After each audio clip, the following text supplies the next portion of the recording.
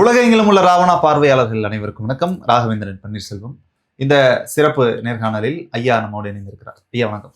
வணக்கம். வணக்கம் தம்பி. நடிகர் விஜயினுடைய ஈரோடு இல்ல, நீங்களும் ஈரோடு வரைக்கும் போயிட்டு வந்துட்டீங்களா? ஆமா, உங்க ஆளாச்சுன்னு கெட்டப் சேஞ்ச் பண்ணும்போது தெரிஞ்சுது. அப்பவே நீ இந்த மாதிரி மீசியை வலிச்சுட்டு இப்படி மாத்தணும் தெரிஞ்சு ஆளு இங்க பயணம் ஆகிறா அப்படின்னு. சொல்லுங்க, என்ன விசேஷம்? அவரோட ஈரோட்டுக்கு தனி விமானத்துல போயிட்டு நானும் அப்படியே சென்னை வந்துட்டேன். உங்களை நீங்க ஆமா அவரு கூட வேணா அந்த டிக்கெட்ல பாருங்க என் பேர் இருக்கும். ராகவனா? சரி, ஆலோசகரா ஆயிட்டேன்ல. நம்பிட்டோம். நீங்க போன வாரம் நீங்க ஆலோசகரா போயிருந்தீங்க. அதுக்கு முன்னாடி முத்துப்பாண்டி போயிருந்தாரு. இன்னைக்கு நான் போயிருக்கேன். சரி, இன்னைக்கு என்ன அந்த கூட்டத்தினுடைய சிறப்பு என்ன தம்பி? கூட்டம் மிக பிரம்மாண்டமா இருந்தது. அதை நம்ம ஒத்துக்கொண்டு ஆகணும். ஆரம்பத்துல கூட்டம் குறைவாக தான் இருந்துச்சு. போக போக விஜய் வந்ததுக்கு பிறகு பயங்கரமான ஒரு கூட்டம் இருந்தது. நடிகர் விஜய் இதுக்கு முன்னாடி காஞ்சிபுரத்திலயோ சரி இல்ல பாண்டிச்சேரியிலே இருந்த கூட்டத்தோட மிக பிரம்மாண்டமான கூட்டமா தான் இருந்துச்சு. ஆனா அந்த மக்கள் பாருங்க, அடிக்கிற வெயில்லையும் சேர் இல்லாம ஆரவாரமா உட்காந்து நின்னுக்கிட்டு பாத்துக்கிட்டு இருந்தாங்க. வழக்கம் போல கூட்டத்துல ஒரு கரும்புள்ளி இருக்கணும் இல்லையா, அதுக்கான ஒரு அணில் இருக்கு. ஒரு மெட்டீரியல் மரத்துல ஏறிடுச்சு. சரி, இப்ப வழக்கமா புசி ஆனந்தவர்கள் தான் மரத்துல ஏறாத, இறங்கு கீழே இறங்கு அப்படின்னு சொல்லுவாரு. இந்த முறை தலைவரை நேரடியா விஜய் அவர்களே இறங்கு தம்பி, மரத்துக்கு பத்தி டவர்ல ஏறிட்டார். சரி, இறங்குனாதான் முத்தம் கொடுப்பேன், இறங்குங்க அப்படின்னு கண்டிகளை ஐஸ் வச்சு. அது ரொம்ப ஒரு சமயோஜனம் தான். எதனா எமோஷனலா திட்டி அவன் அங்கிருந்து என்ன தலைவர் திட்டான் ஆகாது. அழகா ஹேண்டில் பண்ணார். அது ஒரு விஷயத்த பாராட்டணும் தான். பார்த்துட்டு அப்படியே என்னதான் யோசிச்சு உனக்கு முத்தம் கொடுக்குற இறங்கு, இதெல்லாம் எப்படி இருக்குது பாரு. ஆனா நடிகர்னு சொல்லக்கூடாது, தாவேகா தலைவர் விஜய் கொஞ்சம் கொஞ்சமா அரசியல் பக்குவப்பட்டுக்கிட்டு வராரு அப்படின்னு நான் நினைக்கிறேன். நீங்க எப்படி நினைக்கிறீங்க? நீ அப்படித்தான் நினைப்ப தம்பி, அதுல ஒண்ணுமே இல்லை. நீ அப்படித்தான் நினைப்ப. நீ அந்த கட்சியை நோக்கி நகர்ந்துகிட்டு இருக்கிற. எப்படி பாராட்டி எப்படி தூக்கி முதல்ல எடுத்தோன்னே கூட்டம் நிறைஞ்சிருச்சுன்ட்ட ஒன்றும் பேசுறதுக்கு இல்லை. அப்புறம் இந்த விஷயம் இப்படி நடந்துக்கிட்டாரு. அப்புறம் வந்து தாவேக்கா அரசியல் நோக்கி வேகமா நகர்றாரு. எல்லாம் கரெக்ட், பேசவும் ஆரம்பிச்சிட்டாரு. சரி, பேப்பர் பார்த்து படிக்கிறாரு தான், அது இல்ல மாற்றுக்கிறது. முழுசும் பார்த்து படிக்கிறது இல்ல. ஆமா, கொஞ்சம் கொஞ்சமா மாறிட்டு வர பார்த்துட்டு அந்த குறிப்பு மட்டும் வச்சுக்கிட்டு அப்படியே வந்துடுறாரு வெளியில. கரெக்டா? சரி, ஒன்னும் என்ன சொல்லு. அப்புறம் கடைசியாக இந்த கூட்டம் முடிஞ்சதுக்கு பிறகு செங்கோட்டையன் அவர்கள் செங்கோல் கொடுத்தாரு. அது கொடுக்கும்போது விஜய் அவருடைய ரியாக்ஷனை பார்த்துருந்தீங்கன்னா, அவர் வந்து வாங்க பக்கத்துல நல்லா வந்து என் பக்கத்துல நில்லுங்க அப்படின்னு. அப்புறம் அந்த மாவட்ட செயலரை கூப்பிட்டு போட்டோ எடுத்த விதமே வந்து அப்ரோச் ஓகே, குவாலிஃபைடு பொலிட்டிஷியனா இருக்குமோ அப்படின்னு தோணுது. என்ன காரணம்னா, தொடக்கத்துல வந்து செங்கோட்டையன் ஒரு தயக்கம் இருந்துகிட்டே இருந்தது. அந்த கட்சியிலேருந்து வந்துட்டாரு, மாற்று கட்சியிலேருந்து வந்துட்டாரு. புரியுதுல உங்களுக்கு? வந்துட்டாரு என்ன பண்றது அப்படின்ற ஒரு எண்ணம். அப்புறம் மற்றவங்க எல்லாம் சொன்னதை வச்சு கேட்டது ஒரு எண்ணம். உள்ளாரே இவங்களுக்குள்ள ஒரு ஈகோ இருந்துட்டு இருக்குது. யாரு? ஆதவ அர்ஜுனுக்கு, அப்புறம் புசி ஆனந்த், இவங்களுக்கு மத்தியில இவரு. இந்த சரி, ஒருவேளை இந்த கூட்டம் மட்டும் காலையில பார்த்த அந்த நேரத்துக்கு தொடங்கின கொஞ்ச நேரத்துக்கு பார்த்தீங்கன்னா, சரி இதோட செங்கோட்டையன் கழட்டிக்குவாங்க, இல்லை கழட்டி விட்டுருவாங்கன்னு நினைச்சோம். கரெக்டா? ஆனா செங்கோட்டையன் ரொம்ப டாக்டிஸா பண்ணிட்டு எல்லா இடத்துக்கும் சொன்ன தகவல் என்னன்னா, கடைசியா வந்து நின்று அந்த கடைசி நேரத்துக்கு முன்னாடி நீங்க வந்தா போதும் அப்படின்ற மாதிரி சொன்னார். அவர் ஏன் அப்படி செய்தாரு? தொடக்கத்தில் அந்த நிர்வாகிகள் சில பேர் பார்த்தீங்கன்னா, அந்த பாதி நேரம் வரைக்கும் அந்த பாதி ஒரு இதுலையுமே சின்ன கூட்டம் தான். முன்னாடி தான் இருந்துச்சு, பின்னாடிலாம் காலியாக தான் இருந்துச்சு. பார்த்துருப்பீங்க. அப்போவே உங்களுக்கு ஆஹான்னு பயங்கர ஒரு டீமுக்கு சந்தோஷம் இருந்திருக்கு உள்ளாரி. சரி, ஃபினிஷ் பண்ணிடலாம், அதோட செங்கோட்டையன் சாப்டர் க்ளோஸ் அப்படின்ற மாதிரி நினைச்சிட்டு இருந்தாங்க. பார்த்தா அப்படியே கூட்டம் வந்து கிட்டத்தட்ட நிறைஞ்சிருச்சு எல்லாமே. அப்படி இருந்தும் அவ்வளோ அளவுக்கு அடர்த்தி இல்லை, இருந்தாலும் பரவாயில்ல. ஒரு தனி மனிதர் அந்த கட்சி விட்டு வெளியே வந்திருந்தாரு. அவரை நம்பி அவ்வளவு பெரிய கூட்டம் அங்க வந்திருக்குது. விஜய் அந்த மாவட்ட நிர்வாகிகள் உண்மையிலே நீங்க எல்லாம் ஒத்துழைக்கணும் புசி ஆனந்த் சொல்லியிருப்பாரு நினைக்கிறீங்க? சொல்லியிருப்பாரு, ஆப்வியஸ்லி சொல்லியிருப்பாரு. சரி, என்ன நீங்க வேற மாவட்டத்துல இருந்து ஆட்கள் எதுவும் வந்தாங்கன்னு நினைக்கிறீங்களா? இல்ல, நான் சுத்து வட்டாரத்துல இருந்து வந்தவங்க தான். செங்கோட்டையன் கிட்டத்தட்ட அவர் வந்து பாஸ் ஆயிட்டார். சரிதானே? எலிஜிபிள் ஆயிட்டார். வந்துட்டு ஓரளவுக்கு செங்கோட்டையன் அண்ணனால இப்போ நம்ம செங்கோட்டையன் வந்து இங்கே உறுதி, செங்கோட்டையன் அண்ணன் வந்ததால நமக்கு சென்ட் ஜார்ஜ் கோட்டை உறுதி அப்படின்னு சொல்லிட்டு இவர் பேசுறாரு. புரியுதுல உங்களுக்கு? யாரு? வருண் IRS வருவாய்த்துறை அதிகாரி பேசுறாரு. அவர் வந்துட்டாரு, கோட்டை உறுதி, செங்கோட்டை வந்துட்டதால எங்க ஜார்ஜி கோட்டை வந்து உறுதி அப்படின்ட்டாரு.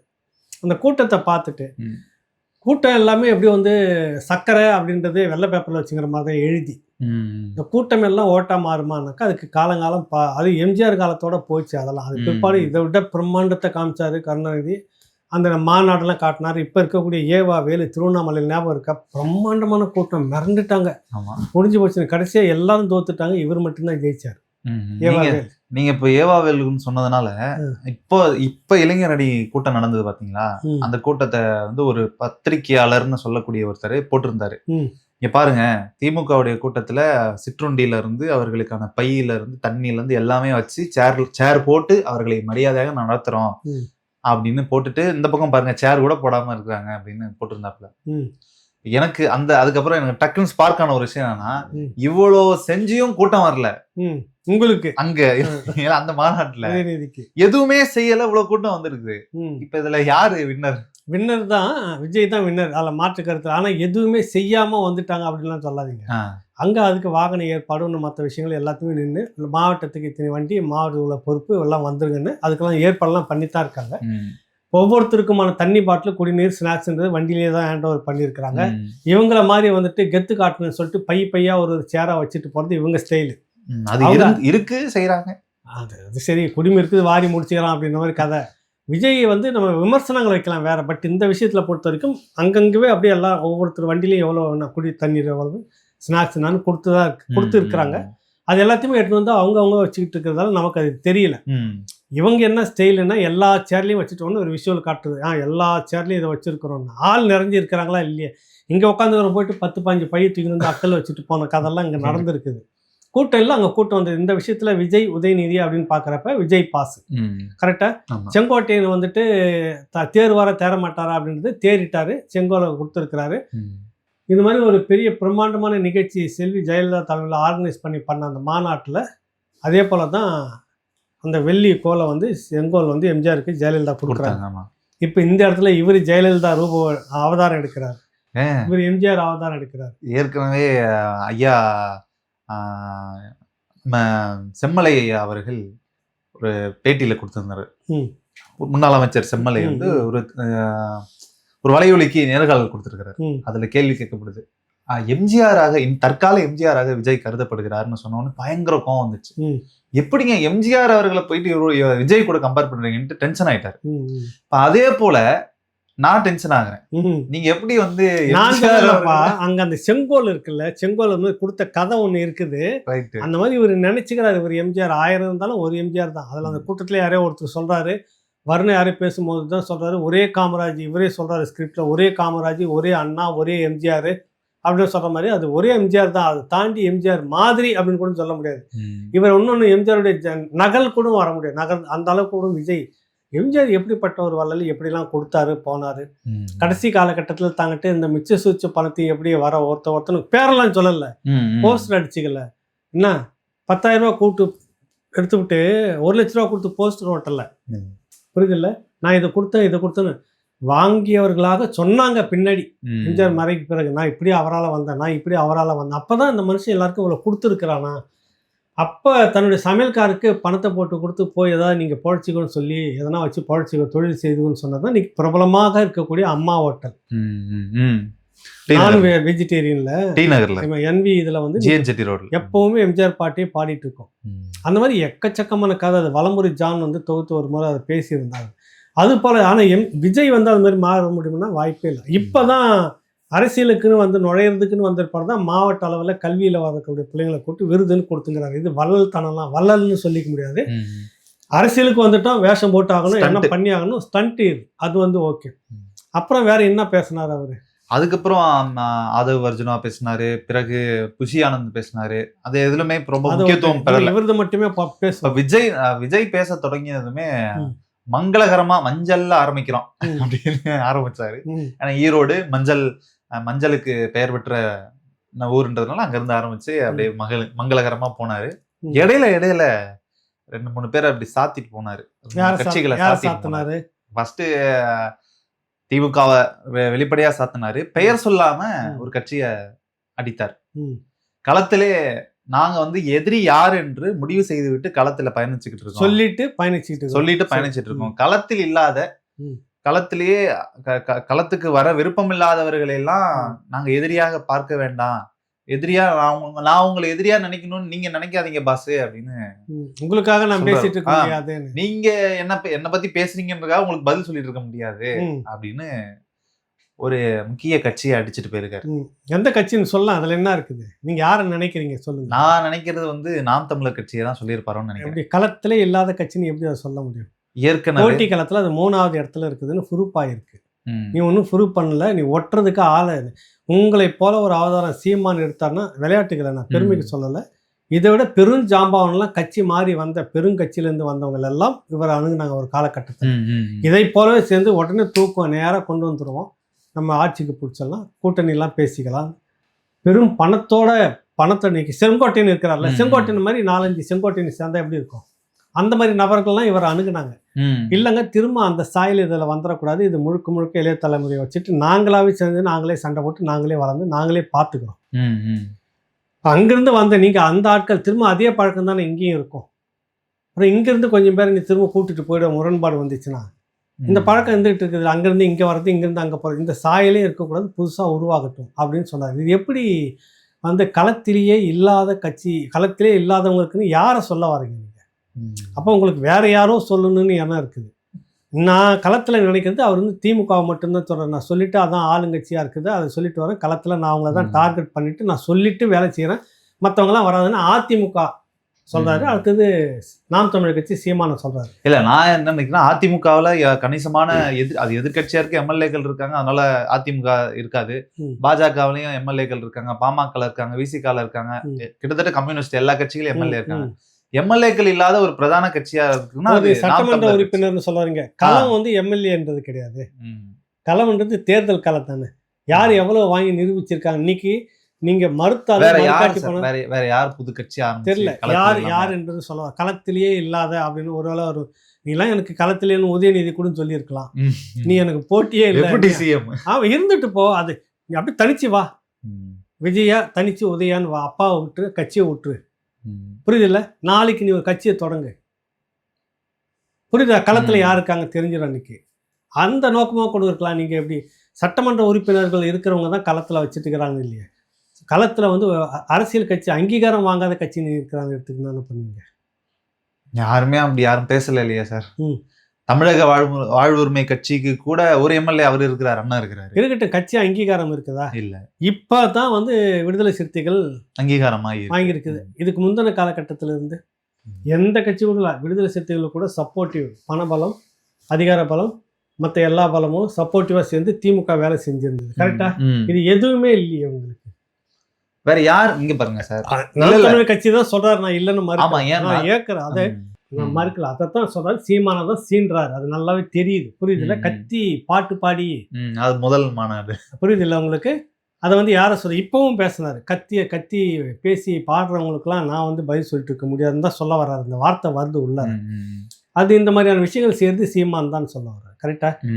ஆனால் நான் என்ன பண்றேன், மாற்று கட்சியிலேருந்து ஆளுங்களெல்லாம் கூப்பிட்டு பெரும் கோட்டீஸ்வரனுடைய இந்தியாவுடைய பெரும் பணக்காரனை கூப்பிட்டு பக்கத்தில் வச்சுன்னு இந்த சவாலால் விடுறது சரியில்லை. யார் பெரிய பணக்காரர் யார்? அப்புறம் இந்தியாவுடைய பாதியை கொடுத்தா வாங்கிடுவாரு ஆதவ அர்ஜுன், இல்லைன்னு சொல்ல சார். அவங்க தான் குடும்பத்துக்கும் எனக்கு சம்பந்தம், அவருக்கு அவருக்கு செல்வாக்கு இருக்குதா இல்லையா, பணபலம் இருக்குதா இல்லையா, புரியுதல்ல. சரி, அதுக்கு அடுத்தது வந்து இந்த மாதிரி பெரிய ஆட்கள் யார், நீ யாருன்னா கூட்டின்னு வந்து வச்சுட்டு இருக்கிறார சப்போர்ட்டுக்கு சீமா. இப்போ செங்கோட்டையன், அடுத்தது 1-2-3 பேர். நாளைக்கு வந்து இந்த 8% வாக்கு ஓகே, நான் டீலிங் போகிறேன்னு போட்டால் இவர் தான் ஹீரோ, உன்னோட 10 மடங்கு பேசுவார், பார்த்துக்கலாமா அப்படின்னு பேசுனா என்ன ஆகும்?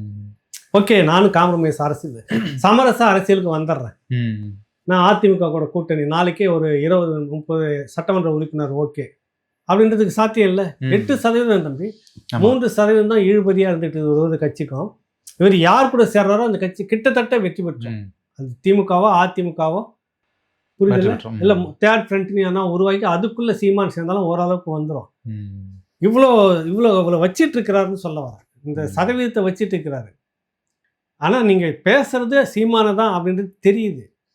என்ன பொறுத்து இருக்குது பேசுறதுக்கு, நீ யாரை கூட வச்சுட்டு எவ்வளோ பக்கபலத்தை வச்சுக்கிட்டு முழுக்க சீமா மக்கள் ஓட்டு அரசியல் களத்துக்கே வராத, என்ன மக்களுக்காக போராடாத, மொத்த ஊடகத்தையும் கையில் வச்சுக்கிட்டு லைவ் சீமானுக்கு இந்த மாதிரி அடிக்குதா, உங்களுக்கு அடிச்சுதா? இதில் வேற ஒன்று சொன்னது பார்த்தீங்களா, கொண்டைய மறைங்க அப்படின்றாரு திமுக ஸ்டாலின். மண்டை மேல இருக்க கொண்டைய மறைங்கன்னு ஒரே ஆள் மறு வச்சுக்கிட்டு மீடியான்ற பேர்ல ஆனா மாறி மாறி போட்டு போட்டு நொங்க எடுத்துட்டாரு அந்த விஷயத்தை. திமுக உண்மையிலே பாராட்டணும். இங்க வந்து அரசியல் விமர்சகர், அப்புறம் அந்த பக்கம் இன்னொரு சேனல் பத்திரிகையாளர், அப்புறம் இன்னொரு சேனல்ல என்ன பேரு சமூக ஆர்வலர், அப்புறம் இன்னொரு சேனல்ல என்ன பேரு அதுக்கு திராவிட ஆய்வாளர், ஆய்வாளர் பொலிட்டிக்கல் திராவிட ஆய்வாளர். அவர் புதுசா இன்னொரு பேர் கூட இருந்துச்சு. ஒரே ஆளுக்கு மறு அங்கங்க வச்சு மாத்தி உள்ள போற மாதிரி அதை போட்டு பொழந்துட்டாரு. இவ்வளவு பலம் வந்து உங்களுக்கு வந்து யார் கூட இருக்காங்கன்னா கொள்ளை மட்டும்தான், கொள்ளை அடிச்ச பணம் மட்டும்தான் உங்ககிட்ட கூட இருக்கு. சரியான வார்த்தை அது. அப்புறம் இன்னொன்னு சொன்னாங்க, விஜயை பாராட்டணும். பெரியார் பெயரை பயன்படுத்தி கொள்ளை அடிக்காதீங்க. ஆமா ஆமா, இதை சொல்லிடுறேன். அந்த கொள்ளை அடிச்சு சேர்த்த பணம் மட்டும்தான் உங்ககிட்ட இருக்குது. என்கிட்ட கூடி இருக்கிற இந்த மாசு இருக்குது இல்ல அப்படின்னு உடனே அவங்களுக்கு ஒரு அது ஒரு ஆமா, அது மக்கள் அப்படியே ஒரு கிரேஸ் ஏறிச்சு. ஒவ்வொன்றும் ஒரு கத்துறது. எப்பயுமே ரசிகர்களை வந்து உள்ள இழுத்து பேசினா தானே இதுவா இருக்கும். அதை யாரையும் கற்றுக் தொண்டர்களா மாறிட்டாங்க, மன்னிக்கணும். அப்போ அவங்களுக்கு ஒரு உற்சாகமா இருக்குல்ல, அதை செய்துட்டு அப்பப்போ அதை செய்துக்கிட்டே இருக்கிறாரு. அவங்களுக்கு கொள்ளை அடிச்ச பணம் தான் கொள்கை, எனக்கு இல்லை இதே இருக்குது சொத்து அப்படின்னு காட்டுறாரு. அதில் வந்துட்டு செம்பருத்தி படத்தில் வந்துட்டு ரோஜா வந்து இவன் தாய் மாமா, யார் நம்ம மன்சூர் அலிகான் தாய் மாமா, பொண்ணை வந்து வழியை தூக்குவார். அப்போ வந்து பொண்ணு பார்க்க அந்த படம்லாம் வர்றப்ப, என்ன அவனுக்கு சொத்து இருக்குல்ல, தோ கடல் இருக்குது தான் என் சொத்து, அதான் என் பேங்க்கு தான் அப்படின்வார். மீனவர் அவர். நான் போனால் பிடிச்சிட்டு வந்தாக்கா காசு, அதான் என் சொத்து, பேங்க் இங்கே தான் இருக்குதுன்னு வரல. அந்த மாதிரி விஜயோட பேங்க்கு இங்கே தான், அவங்களுக்கு பேங்க்கு கொள்ளை அடித்த பணம் அப்படின்னு போட்டு கும்மிட்டார். அந்த விஷயத்த பாராட்டு வந்து. அப்புறம் இந்த பெரியார், அண்ணா, எம்ஜிஆர் இதெல்லாம் எங்களுக்கு தான் சொந்தம்னு நீங்கள் யாரும் சொல்லிக்காதீங்க. நல்லா இருந்தது. பொது தலைவர் அண்ணா, அண்ணா எம்ஜிஆர் எல்லாம் நாங்கள் வச்சு இப்போ நீங்கள் சும்மா அந்த கேள்விலாம் கேட்டுன்னு இருக்காதீங்க சார், எங்களுக்கு மட்டும்தானே. பெரியார் பேரை சொல்றதுக்கு முதல்ல யோக்கியது இல்லைன்ட்டார். பெரியார் வந்து சொத்து சேர்க்கலை, வாரிசுக்கு கொண்டுட்டு வரல, ஊழல் பண்ணலை, முறைகேடு பண்ணலை அப்படின்னு அவர் சொன்னார். அவர் சொல்லிட்டு இந்த பெரியார் பேரை சொல்லிட்டு நீங்க என்ன பண்ணிட்டு இருக்கீங்க? இன்னைக்கு கொள்ளை அடிக்காதீங்கன்னே சொல்றாரு. பெரியார் பேரை சொல்லி ஊரை கொள்ளை அடிக்கிறீங்க, ஊரை ஏமாத்துறீங்க. அடிக்காதீங்க, பெரியார் பேரை கொச்சப்படுத்தாதீங்க. இதைத்தான் நாங்களும் இவ்வளவு நாளா சொல்லிட்டு இருக்கிறோம். புரிதல் உங்களுக்கு? கொள்கைன்னு சொல்றீங்க, அவர் கொள்கையை நடைமுறைப்படுத்துறதே, கொச்சப்படுத்துறதே நீங்க தானே நடைமுறைப்படுத்தாம, அதான் நம்ம சொல்லிட்டு இருக்கிறோம். வேற என்ன அதுல இன்ட்ரெஸ்ட் விஷயம் இல்ல. அண்ணா பெரியாரை பொறுத்தவரையில அவருடைய கொள்கைகள்ல தேவையானதை நாங்க எடுத்துக்கிட்டோம், அதனால நீங்க கடவுள் மறுப்பு எடுத்துக்கிட்டாரான்னு கேட்காதீங்க, அதை விட்டுருங்க. எம்ஜிஆர் தான் எடுத்துக்கிட்டோம், பாதியை எடுத்துக்கிட்டோம், அதை நாங்க போய்கிட்டே இருப்போன்றாரு. அண்ணா அவர்களுடைய அண்ணாவும் எம்ஜிஆரிடம் இருந்தும் தேர்தல் யுக்திகளை எடுத்துக்கொண்டோம் அப்படின்னாரு. தேர்தல் யுக்திகள்னா என்ன? அண்ணாவுக்கும் எம்ஜிஆருக்குமான தேர்தல் யுக்தி என்னவாக இருந்துச்சு? அப்ப அண்ணா வந்து இது வந்து ரகசியம், சொன்னா வெக்கக்கேடு, சொல்லாட்டி மானக்கேடு ரகசியம், ஒன்றே குலம் ஒருவனே தேவன் சொல்லிட்டு இருந்தார். அதெல்லாம் ஒரு விஷயம். முழுக்க முழுக்க ஆரியத்துக்கு எதிராகவே வளர்ந்து, அதுக்கு எதிராகவே படையெடுத்து, அதுக்கு எதிராகவே திராவிட நாடுன்னு கோரிக்கையை வச்சு, ஆரியத்துக்கு எதிராகவே நாள் முழுக்க பிரச்சாரம் பண்ணிட்டு, அதுக்கு எதிராகவே திரைப்பட பாடல் செருகள்லாம் நடந்து அப்படி உருவாகி வந்து கடைசியாக கோட்டையை பிடிக்கிறதுக்கு முன்னாடி அதே ஆரிய பார்ப்பனர் ராஜாஜி கூடவே கூட்டணி வச்சு காலை பிடிச்சி, ஐயா சாமி எங்களை எப்படியாவது கொண்டு போய் கோட்டையில் உட்கார வச்சிரு அப்படின்னு ஜெயிச்ச கட்சி அண்ணாவுடைய தேர்தல் யுக்தி. கரெக்டா? தப்பா சொல்றேன்னா? கரெக்ட். ஏங்க நான் தப்பா என்ன சொல்றேன்னா? ஏங்க நான் என்ன தப்பா சொல்றேன்னா? கரெக்டா? கரெக்ட். தெரியலனாக்க திருத்திருங்க. எனக்கு கூட தெரிஞ்சிருக்காது. சரியா தப்பா நீங்க கேட்கறவங்க சொல்லிடுங்க. அந்த தேர்தல் யுக்தியை நானும் அந்த மாதிரி எங்க வேணாலும் யார் கூட வேணாலும் கூடுவோம் அப்படின்றாரு. நீங்க புரிஞ்சுக்கணும். அண்ணாவிடம் இருந்து எம்ஜிஆரிடம் இருந்து அப்படின்னா என்ன? எம்ஜிஆரும் அதே மாதிரி வந்துட்டு மாற்று கட்சியிலேருந்து நேராக ஆளுங்களை கூப்பிட்டாரு. அன்னைக்கு கம்யூனிஸ்ட் கட்சியில் பக்கபலமாக கல்யாண சுந்தரத்தை வச்சுக்கிட்டாரு. கவர்னர்கிட்ட கருணாநிதி மேலே ஊழல் புகார் கொடுத்தாரு. எதிரிக்கு எதிரி நண்பன்ற மாதிரி கருணாநிதியுடைய எதிரி இந்திரா காந்தியை கைக்குள்ள எடுத்துக்கிட்டாங்க. கூட்டணியை புரியுதுல? மறைமுகமா ஆதரவு எடுத்துக்கிட்டாரு. அப்புறம் எம்ஜிஆர் திமுக கூட இருந்த கூட்டணியில் இருந்த வந்த நபர்கள் இந்த பக்கம் வந்துட்டாங்க. உஷாரு, கூட்டணியிலேருந்து உருவிக்கிட்டு இந்த பக்கம் வந்துருவாங்கன்னு இன்னைக்கு வந்து சொல்லியிருக்கிறார். புரியுது இல்லை உங்களுக்கு? எம்ஜிஆர் யுக்தி தான் 26. கரெக்டா? தேர்தல் யுக்தி சரியா வருதா? விஜய் கூட விஜய் தெரிஞ்சு 26 சொல்லியிருப்பாரா ஜனவரி தெரியாம சொல்லியிருப்பாரு. தெரியல, உங்களுக்கு எனக்கு தெரியலாம் ரைட். அப்படின்னு நினச்சிருக்கிறோம். அவருக்கு எல்லாம் தெரியல, ஜனவரிக்கு பிறகு நம்மகிட்ட யார் இருக்க போறாங்க அப்படின்னு ஏதோ தெரிஞ்சிருக்குது. ஓகே. உஷார் ஐயா உஷாருன்ற மாதிரி ஐயா உதயநிதியும் ஸ்டாலினும் கொஞ்சம் கவனமா இருக்கிறது நல்லது. அங்க கூட்டணியில் யார் இருப்பாங்க யார் இருக்க மாட்டாங்க ஜனவரிக்கு பிறகு தெரியலாம் அப்படின்னு எனக்கு ஒரு, இல்லைன்னா அந்த எம்ஜிஆர் அண்ணா யுத்தி தேர்தல் யுத்தினா என்ன அர்த்தம் நீங்களே சொல்லுங்க, எனக்கு தெரியல. இப்போ நீங்க சொல்லுங்க தம்பி. அதான் எனக்கு தெரிஞ்ச 2 யுத்தி இருக்குது. எம்ஜிஆர் இப்படிதான் பயன்படுத்தினார். எதிரிக்கு எதிரி நண்பன் தூக்கு அப்படின்னாரு. புரியுதுல? டெல்லியில எதிரிக்கு எதிரி யாருங்க? பாஜக. எதிரி யாரு? பாஜகவுக்கு எதிரி காங்கிரஸ். எதிரிக்கு எதிரி காங்கிரஸ். நமக்கு எதிரி, கொள்கை எதிரி யாரு? பாஜக. எதிரிக்கு எதிரி யாரு? காங்கிரஸ். புரிஞ்சிருச்சு. புரியுதுல்ல? ஏற்கனவே பேச்சுவார்த்தை வேற நடந்துருச்சு. நான் அந்த பிரவீன் சக்கரவர்த்தி வேற வந்து பார்த்துட்டு போனாரு. ராகுல் காந்தி போன்ல தெரியல. நான் வந்து மனசுல பட்டது தொடக்கத்திலே சொல்லிட்டேன். ஒரு புது கூட்டணி இந்த மாதிரி தேர்ட் ஃப்ரண்ட் உருவாகிறதுக்கு வாய்ப்பு இருக்குன்னு நம்ம ராவணாவில் போட்டுக்கிறோம். குறிச்சிக்குங்க. இன்னைக்கு அவர் பேசுனது ஒரு வார்த்தை அழகா சொல்லிட்டாரு. புரியுறவங்களுக்கு புரியும். என்னன்னாக்கா அண்ணா யுத்தி அடுத்தது எம்ஜிஆருடைய தேர்தல் யுத்தியை நான் எடுத்துக்கிட்டார். அவருடைய யுத்தியை நம்ம சொல்லிட்டோம். ஸோ எனக்கு வந்து இல்லை, நான் காங்கிரஸ் கூட வச்சுக்குவேன்றது தான். எப்படி நீங்க வந்து ராஜாஜியை கூட வச்சுக்கிட்டீங்களோ நான் அந்த மாதிரி இந்த விஷயத்துல காங்கிரஸ் கூட வச்சுக்கிறது எனக்கு ஆகுதா.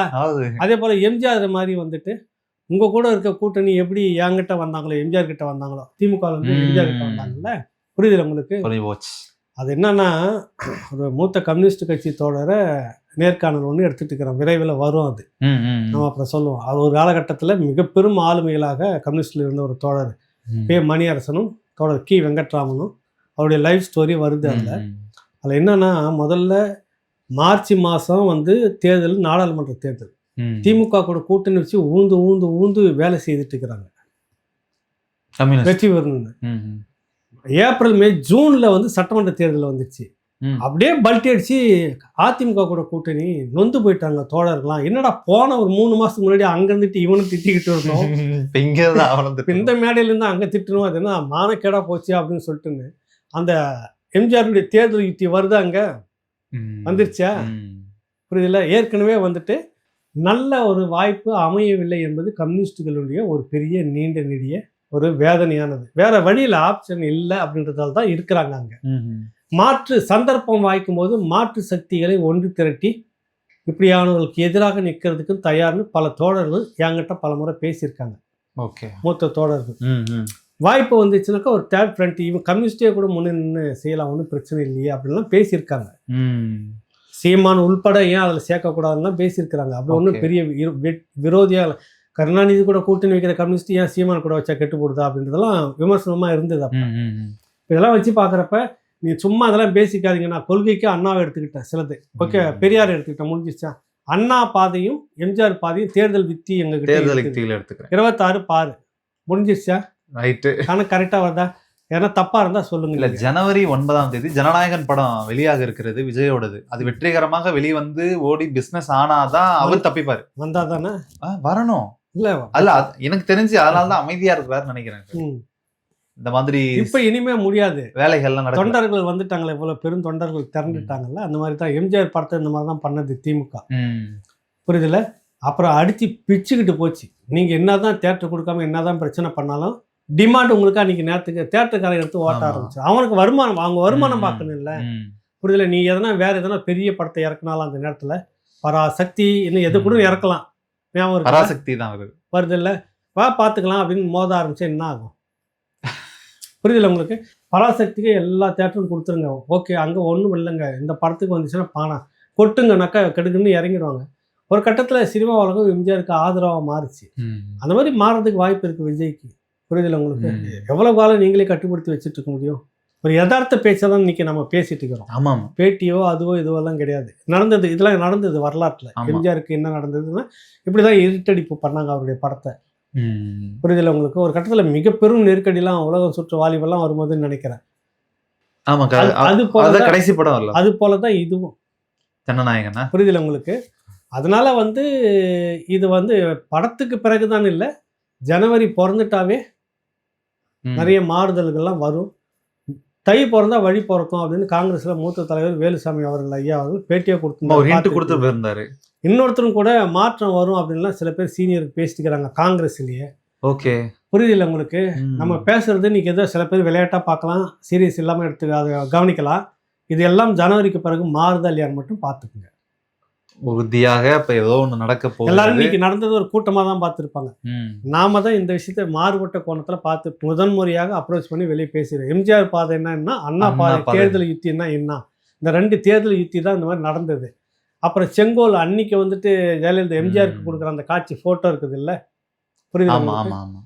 இன்னைக்கு அதே செங்கோல் அந்த அந்த நாடகம் இந்த மேடையில் இந்த மாதிரி நடந்திருக்குதா?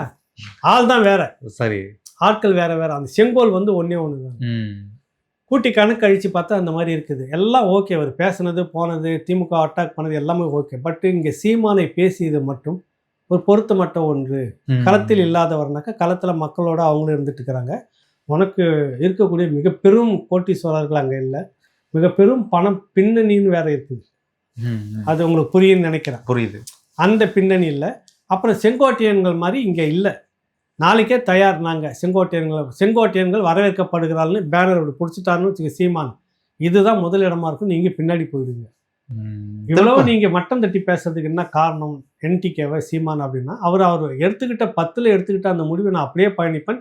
அதே திரும்ப அதே குட்டியில் ஊர்ன மட்டையிலேயே நம்ம விமர்சிச்சுட்டு அங்கேயே போய் கூட்டணி வச்சுட்டு அங்கேயே நம்ம காணாமல் போகணுமா? காணாமல் போகுமா போகாதா அப்படின்னு நம்ம அடுத்தடுத்து பார்க்கணும். டெல்லியை பொறுத்த வரைக்கும் என்ன கணக்குன்னா ஆல்டர்னேட்டிவா திமுக விட்டு அதிமுக வாட் நான்சென்ஸ். நம்மளுடைய ரத்த கண்ணீரை பார்த்துட்டு இருந்தாங்க. அதில் வந்து சொல்லுவான்ல அவருக்கு படா அந்த ட்ரபிள் 2 இந்த பெரிய டார்ச்சர் 2 கட்சியும் ஒரு ஆல்டர்னேட்டிவ் ஒன்று உருவாக்கிடுவோம். சீமான் வந்து அதுக்கு சரிப்பட்டு வரல. இந்த தேர்தல் பாதைக்கு அவர் சரிப்பட்டு இல்லை. அப்ரோச் பண்ணி பார்த்துருக்காங்க. ஆமாம், அதெல்லாம் நமக்கு சரிப்பட்டு இல்லை, விட்டுவிடு. இப்போ இவர் வந்து சரியானதாக ஒருத்தர் வந்துட்டார். இனிமேல் ஃபியூச்சரில் எதிர்பார்க்க வேணாம், டக்குன்னு அங்கே ஏதோ கூட்டணி வச்சுக்கலாம். அது காங்கிரஸோ டெல்லியோ ஆக ஒருத்தர் வரட்டுமே அப்படின்றது என்ன டெல்லிக்கு இருக்குது. அது காங்கிரஸுக்கும் பாஜகவுக்கும் சேர்ந்தே இருக்குது. ஒரு தேர்தல் தான் போகட்டும், அடுத்த தேர்தல் இந்த பக்கம் வரமாட்டார். அன்னைக்கு எனக்கு கொள்கை எதிரி காங்கிரஸாக இருக்கலாம், இன்னைக்கு பாஜக இருந்ததுல. இன்னைக்கு பாஜக வந்து நாளைக்கு காங்கிரஸாக மாறும். இன்னைக்கு இங்கே திமுக எதிரி, நாளைக்கு அதிமுக. அவர் நாற்காலியில் போய் உட்காரணும். இவ்வளோ நாள் ஆட்டம் வந்துட்டு திமுக ஆடிட்டு இருந்தது. ஆட்சியில் பங்கு அதிகாரத்தில் பங்கு இல்லைன்னு இவர் கொடுக்குறன்னு வேற சொல்லிட்டாரு. ஸோ ஆந்திரா மாதிரி 2 முதலமைச்சர் குறைஞ்சது இருப்பாங்க. என்ன கவலை, சரி வரட்டுமே அப்படின்னு. ஒரு முதலமைச்சர்னாக்கா பாஜக துணை முதலமைச்சர் கசக்குதா? இல்லையே. வேற ஏதோ கூட்டணி கட்சி இன்னொரு துணை முதலமைச்சர் பதவி கொடுக்குறான் திருமாவளவனுக்குன்னா கசக்குதா? கொஞ்சம் நினைச்சு பாருங்க. அவரு வராரா? இல்லை சொல்றேன் பேச்சுக்கு, நீ ஏன் அவசரப்படுறதுக்குள்ளாரு? பேச்சுக்கு சொன்ன சரி, அவரு கூட வேணாம், சொன்னது தப்புன்னு வச்சுக்கோ. சரி, இன்னொரு கட்சியை கூப்பிடுறாங்க, அப்ப நீ துணை முதலமைச்சர் வாங்கினா அவங்க கசக்குதான் என்ன? அந்த இது மாறுது இல்லை உங்களுக்கு. ஒரு கட்சியே தன்னாட்சியா ஆட்சி பண்ணிட்டு இருக்கிற போக்கை விட மாறணும் இன்னொரு போக்கு வருது இல்லை. எதிர்பார்க்குது இப்படி இருந்தாதான் நமக்கு தமிழ்நாடு நல்லதா இருக்கும். இல்லைன்னா 67க்கு பிறகு இந்த களத்தை காங்கிரஸும் பிடிக்க முடியல, திமுகவும் கம்யூனிஸ்ட் இல்லை, காங்கிரஸும் பிடிக்க முடியல. கம்யூனிஸ்ட் எந்த காலத்துல பிடிச்சது? அவங்களுக்கு கிடைச்ச முதல் வாய்ப்பை முடிச்சு விட்டாங்களே. எதிர்கட்சியாவது கழுத்தை அப்பவே பிடிச்சி நெரிச்சு முடிச்சுட்டாங்க. இது இருக்கவே கூடாது அப்படின்னு முடிஞ்சு போச்சு. காங்கிரஸுக்கும் வாய்க்கல, பாஜகவுக்கும் வாய்க்கல. இந்த மாதிரி வாய்க்கணும். இனி வரும் காலத்துல மற்ற மாநிலம் மாதிரி இங்கேயும் லாபி பண்ணணும் தேசிய கட்சி. அப்போ 2 பேரும் பலகீனப்படுத்திட்டு 3ஆவதா ஒன்று தூக்கிட்டு வந்துட்டேன். என்ன பண்ணுவோம், பைய எடுத்து வந்து உட்காந்துட்டோன்னே கேஜி அப்படின்னா 3 பேரை யார் வரீங்க வாங்க போட்டுன்னு இல்லை வண்டியில ஏறிடுவாங்க. ரைட். இப்போ விஜய் பேசி முடிக்கும் போது ஒரு என்ட்ரு கொடுத்தாரு.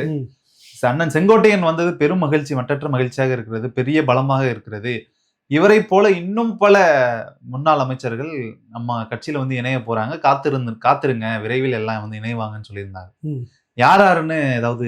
அது யாருன்னு பெரிய சூத்திர கணக்கெல்லாம் இல்லை. திமுகல இருந்து வருமா? திமுகவிலையும் சில பேர் இருக்கிறாங்க அதிருப்தியில். அது வந்து அதுதான் சொல்ல வரேங்க.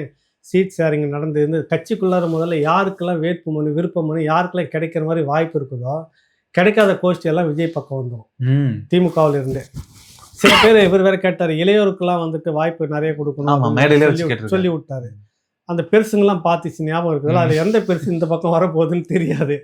புரியுதுல உங்களுக்கு? கொள்கை குன்றுகள் சார் வரமாட்டாங்க. எந்த காலத்துல கொள்கை குன்று? அப்புறம் எதுக்கு வைகோ கிட்ட போனாங்க? வைகோ கிட்ட போயிட்டு திரும்பி எப்படி இங்க வராங்க? புரியுது? அதான் குன்றுன்னா உருண்டுகிட்டு தான் இருக்கும் தம்பி. நீங்க முதல்ல புரிஞ்சுக்கணும். அதுக்குதான் குன்று, கொள்கை குன்றுன்னு வச்சாங்க. உருண்டுகிட்டே இருக்கும் அது. அதே போல அதிமுகவிலும் சில வேஸ்ட்னு விட்டதெல்லாம் இருக்குல்ல, ஒதுக்குறதெல்லாம் இருக்குல்ல, அதெல்லாம் இந்த பக்கம் சேர்ந்துடும். அதை வச்சுட்டு ஒரு மாஸ் காட்டலாம். இப்படிப்பட்ட அரசியல் தான் அது திராவிட ஸ்டைல் அரசியல். இதே தான் திரும்ப விஜயும் எடுக்கிறாரு. ஒன்று அந்த கட்சிக்குள்ளே சேர்ந்து கூட்டணின்னு கரைஞ்சி போகாம இப்போ என்கிட்ட என் தலைமை ஏற்றுக்கிட்டு வந்தால் ஒரு அதிகாரத்தை நான் பிரித்து கொடுக்குற பேரில் கொஞ்சம் தக்க வச்சுக்க பார்க்குறாரு. இவ்வளோதான் இதில். அதனால் இது வந்து நீங்கள் மாற்று அப்படின்லாம் சொல்லிட முடியாது. பழைய அதே ஊழல் தான் இது. வந்து 26க்கு பிறகு நம்ம திரும்ப பேசுவோம். ஜனவரி பிறக்கட்டும் பேசுவோம். சரிங்க, நன்றி, வணக்கம். வணக்கம் தம்பி. என்னுடைய நிறுவனமான S health care solution multi speciality physiotherapy clinic Shanti colony, Anna Nagar, சென்னையில் 15 வருடங்களுக்கு மேலாக இயங்கி கொண்டு வருது. சென்னையில் பல பகுதியில் எங்களுடைய பிரான்ச்சஸ் இருக்குது. மேலும் இதை தொடர்பு கொள்வதற்கு 9600038046 அப்படிங்கிற எண்ணை தொடர்பு கொள்ளலாம். அல்லது 9150211185 அப்படிங்கிற எண்ணுக்கு தொடர்பு கொள்ளுங்கள். உங்களுடைய ஆலோசனைக்காகவும் அப்பாயின்மெண்ட்டுக்காகவும் இந்த நம்பரில் தொடர்பு கொள்ளலாம். உங்களுடைய சந்தேகங்களுக்கு வாட்ஸ்அப் மூலியமாகவும் எங்களிடத்தை தொடர்பு கொள்ளலாம். உங்களுடைய சந்தேகங்களை நீக்கிறதுக்காகவும் ட்ரீட்மெண்ட் குறித்த தெளிவான விளக்கத்தையும் நான் உங்களுக்கு வாட்ஸ்அப் மூலியமாக சொல்கிறோம். ஆன்லைன் கால்லையும் எங்கள்கிட்ட அப்பாயின்மெண்ட் இருக்குது. நீங்கள் வர முடியாதவங்க அந்த ஆன்லைன் வசதியை பயன்படுத்தி கொள்ளலாம்.